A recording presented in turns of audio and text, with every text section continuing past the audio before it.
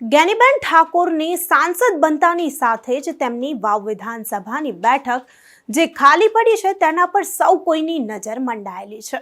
તે પછી કોંગ્રેસી નેતાઓ હોય કે ભાજપના નેતાઓ, ભાજપ અને કોંગ્રેસે બંને આ જે બેઠક છે જ્ઞાનીબેન ઠાકોરની તેના ઉપર પોતાની નજર માંડીને બેઠા છે।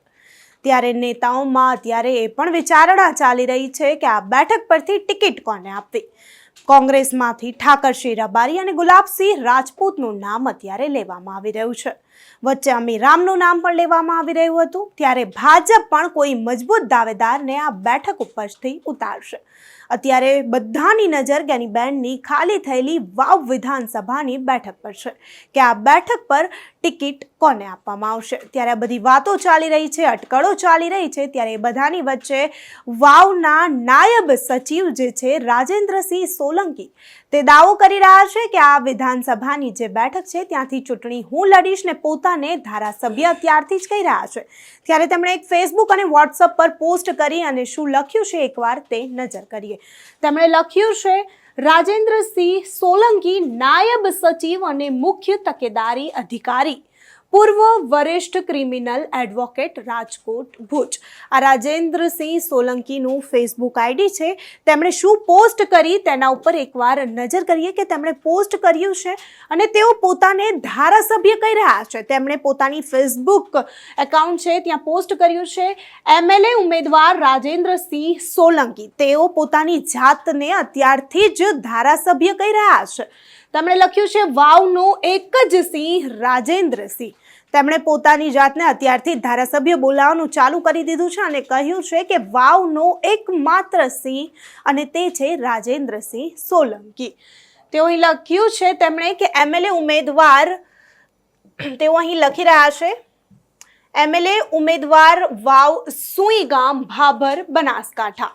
ગુજરાત રાજ્યના વિધાનસભા ઇતિહાસનો આજ દિન સુધીના સર્વશ્રેષ્ઠ પ્રમાણિક બાહોશ અસલ સોલંકી રાજપૂત ધારાસભ્ય ઉમેદવાર।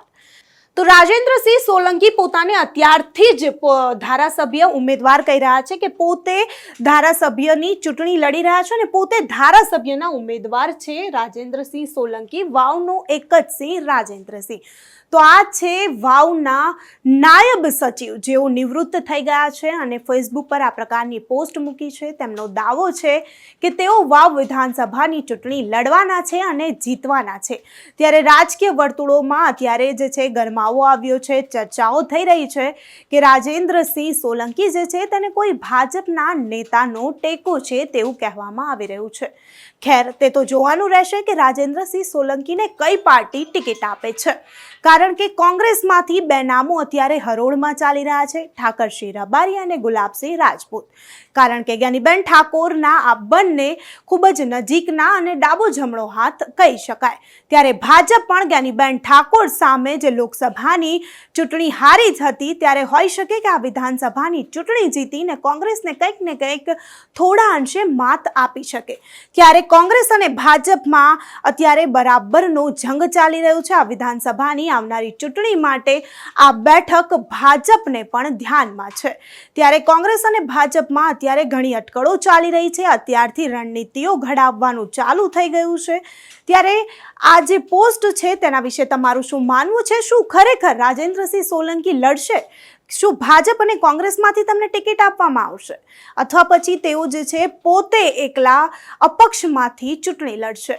ખેર, ઘણી બધી અટકળો ચાલી રહી છે, પરંતુ જ્ઞાનીબેન ઠાકોરની આ સીટ ઉપર કોણ ઉમેદવાર ઉતારે છે તે પણ જોવાનું રહ્યું, કારણ કે ભાજપ પાસે અત્યારે કોઈ મજબૂત ઠાકોર સમાજનો ચહેરો નથી તેવું કહેવાય રહ્યું છે।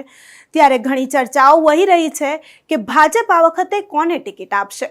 ત્યારે જ્ઞાનીબેન ઠાકોરની આ ખાલી પડેલી સીટ ઉપર બધા ગુજરાતની નજર છે કે જ્ઞાનીબેન ઠાકોરની જે સીટ ખાલી છે ત્યાંથી ચૂંટણી કોણ લડશે। અને આવામાં આજે પોસ્ટ વાયરલ થઈ રહી છે તેના પર ઘણી બધી અટકળો પણ ચાલી રહી છે। રાજકીય વર્તુળોમાં અત્યારે ગરમાવો આવ્યો છે, બનાસકાંઠાનું રાજકારણ પણ ગરમાયું છે। ત્યારે શું ખરેખર રાજેન્દ્રસિંહ સોલંકીને કોઈ ભાજપ નેતાનો ટેકો છે? ઘણા બધા સવાલો થઈ રહ્યા છે, કારણ કે પોતે રિટાયર્ડ નિવૃત્ત નાયબ સચિવ છે છતાં તેમણે દાવો કર્યો છે કે તેઓ વાવ વિધાનસભા બેઠક પરથી ધારાસભ્યની ચૂંટણી લડશે અને જીતશે પણ ખરા।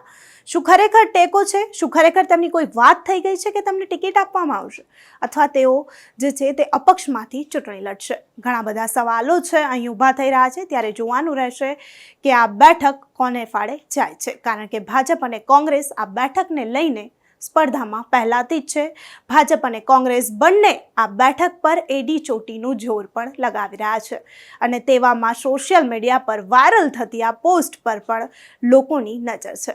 ત્યારે જોવાનું રહેશે કે ગેનીબેન ઠાકોરની આ સીટ ઉપર કોણ બાજી મારી જાય છે. આ વિશે તમારું શું માનવું છે? આ પોસ્ટ જે અત્યારે સોશિયલ મીડિયામાં વાયરલ થઈ રહી છે, વાવના જે નિવૃત્ત નાયબ સચિવ છે તેમની આ પોસ્ટ વિશે, જો તેઓ ચૂંટણી લડે તો શું તમે તેમને વોટ આપશો? તમારું શું માનવું છે અમને કમેન્ટ કરી ચોક્કસથી જણાવજો. તથા અમારી ચેનલ નિર્ભય ન્યૂઝને લાઇક, શેર અને સબસ્ક્રાઇબ કરવાનું ભૂલશો નહીં. આભાર.